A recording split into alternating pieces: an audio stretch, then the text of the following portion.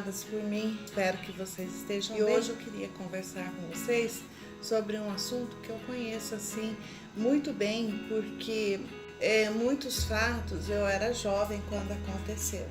Então eu nasci no ano de 62 e, na verdade, em 64 aconteceu o golpe que está registrado e não pode ser modificado esse fato, não pode ser, pode até ser revisionado, mas não pode ser mudado. Aconteceu um golpe em 64 e os militares tomaram o poder, e isso está gravado aqui nos livros de história. E esse livro de história aqui do ensino médio, volume único, que eu trouxe para mostrar para vocês alguns fatos, né, que ocorreram enquanto eu estava jovem. Eu era jovem e por isso eu participei intensamente nas lutas dos jovens daquela época e até hoje. Estou lutando muito.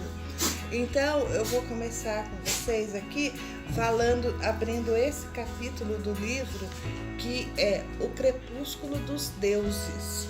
Olha que nome interessante para o aluno, para as pessoas gostarem. Então, sobre a anistia já, tá bom? Que começou a partir de 79, do ano de 79. O general João Batista Figueiredo, ele começou a anistia. E essa anistia favorecia o quê? De maneira irrestrita, todos os perseguidos políticos que foram exilados do Brasil. Eu vou ler aqui para vocês, olha, alguns nomes que estão vivos e atuantes até hoje. Seria o Leonel Brizola, Jânio Quadros, José Serra, Celso Furtado, Darcy Ribeiro, Miguel Arraes, José Dirceu, Fernando Gabeira, Luiz Carlos Prestes. Eu tive a felicidade de conhecer o Luiz Carlos Prestes numa semana de História e Letras.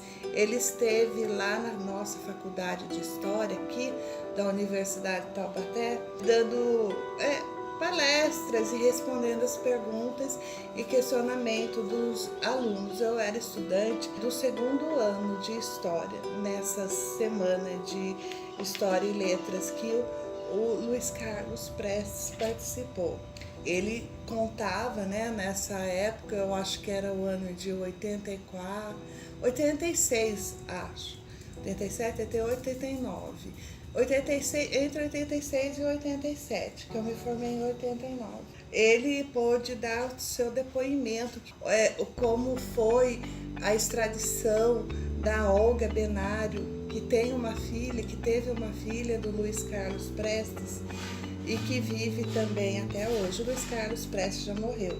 Aqui eles mostram também como houve uma abertura aos partidos políticos.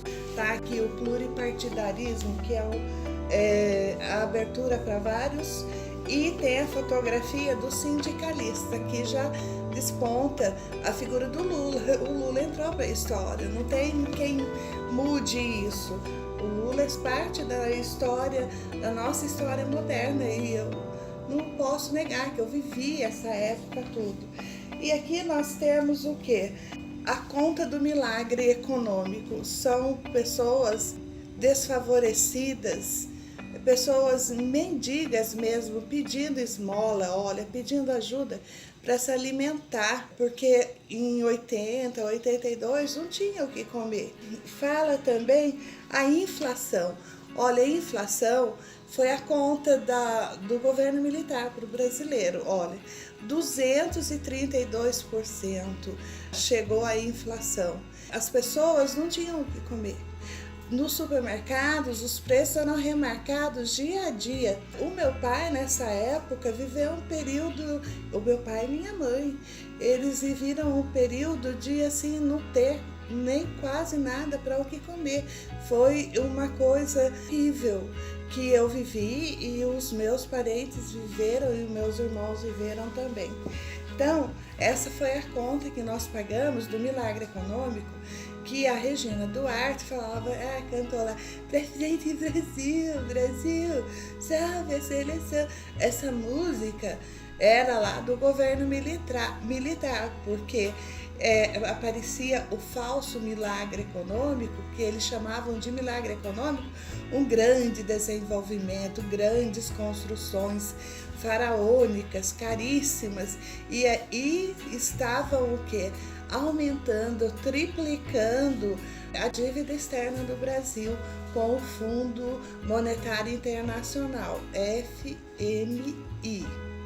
Esse era o Fundo Monetário Internacional que todo brasileiro já devia quando nascia.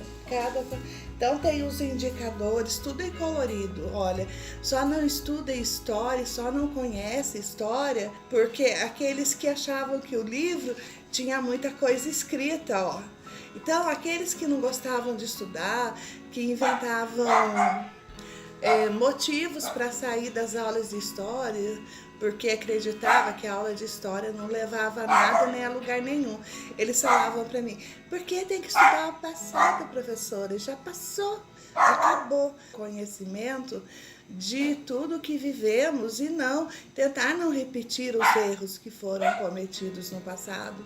Assim por isso é tão importante estudar história, e eu acho muito importante também, como professora de história, imagina.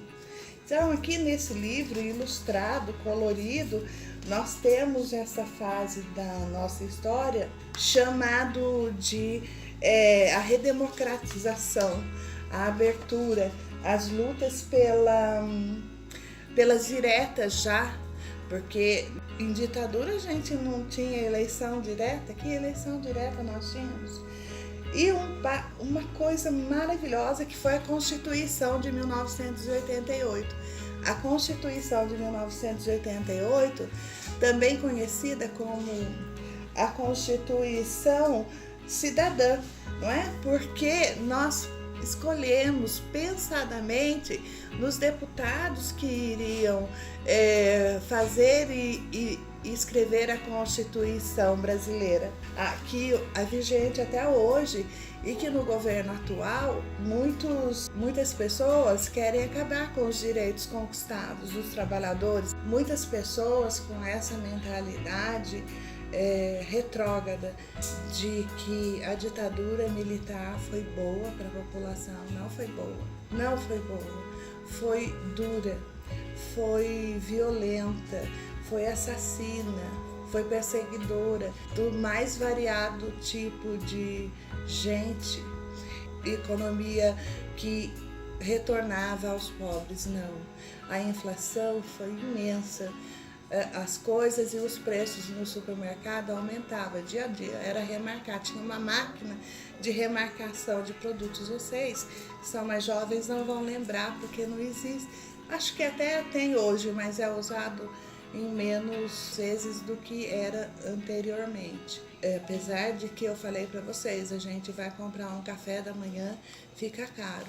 Nós precisamos nos alimentar de manhã, ao meio do dia e à noite. Precisamos ter, para nosso desenvolvimento físico, mental, sanidade, precisamos ter, o nosso corpo precisa de alimento, 3 refeições boas diariamente.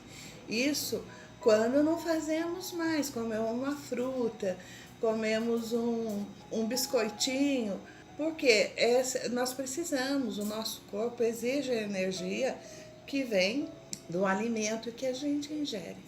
Então, pessoas, olha, um livro maravilhoso de história, está registrado a época em que eu vivi, que fui jovem, né? Tá aqui, participei de várias lutas com os jovens que eu conheci na época, que eram também pessoas atuantes, participativas. A gente já viajava para participar de congressos de estudantes e tentar mudar e melhorar o nosso país. Então, a luta é intensa. Cada um de vocês que estão me vendo agora, é sua responsabilidade viver e participar das decisões desse país. Dizem que a política só tem pessoas corruptas? Não.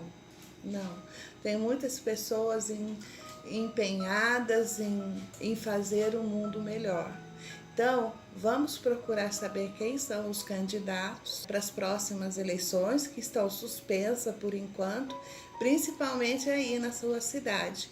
Aqui na minha cidade eu estou bem de olho. Esteja você também acompanhando. Vamos ver o destino